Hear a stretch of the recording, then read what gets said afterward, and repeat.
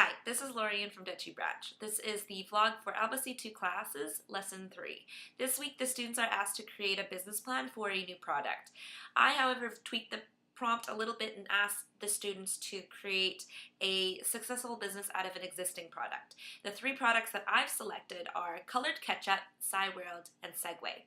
So the students must choose one of these products to revamp and make more successful.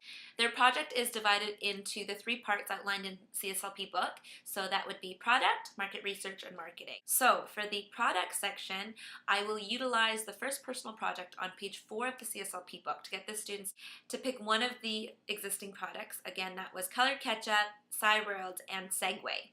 These are all products that were not as successful, I think, as originally anticipated, and according to Paul Allen, a reason could be that the product was too ahead of its time, or there was not enough market research done, or the business couldn't work well enough as a team, so it could have led to an unsuccessful business venture. So on page 4, in the empathize component, I will ask the students to pick one of those products. I'm going to show the products on media cards and send them to them, various pictures of the products in use or on advertisements. The students will then, in the empathize and personalize sections, brainstorm reasons on why the product they chose was useful or needed and why people might want to actually buy it. Most importantly, they will brainstorm ways to modify this product to increase the demand.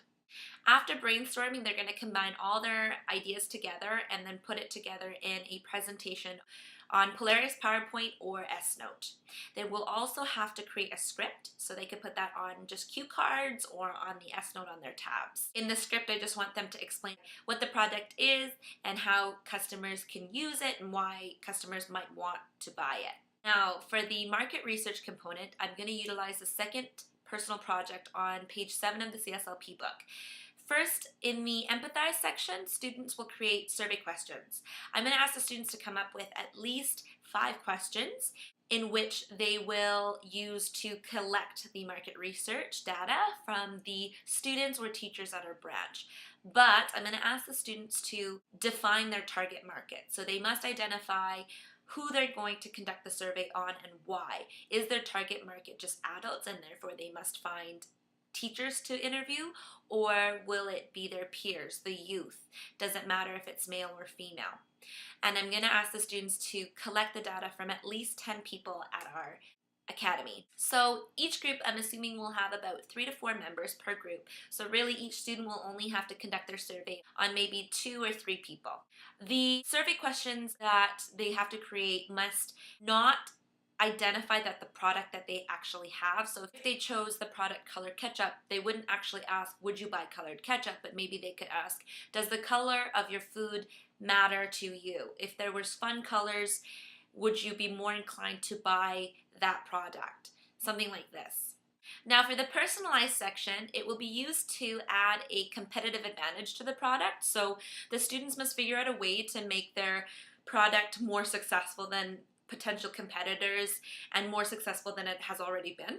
They can do this by adding different elements to their product, or maybe it's an advertising strategy, something like this. So for the final project, they will present their research findings on a graph using Polaris presentation app, or they can use S-Note and maybe just hand draw the graph, and they must create a speech to explain those research findings. Finally, for the marketing section, I'm going to utilize the collaborative project on page 12 of the CSLP book to ask the students to create a business model.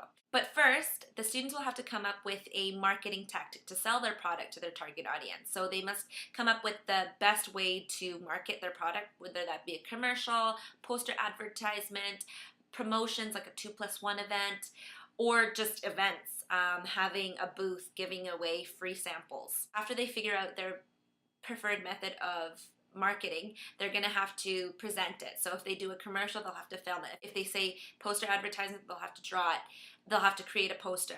If they say promotion, maybe show a promotion poster. If they do an event, maybe describe that or film it. Then in the Ideate section, I'm going to ask them to create a business model.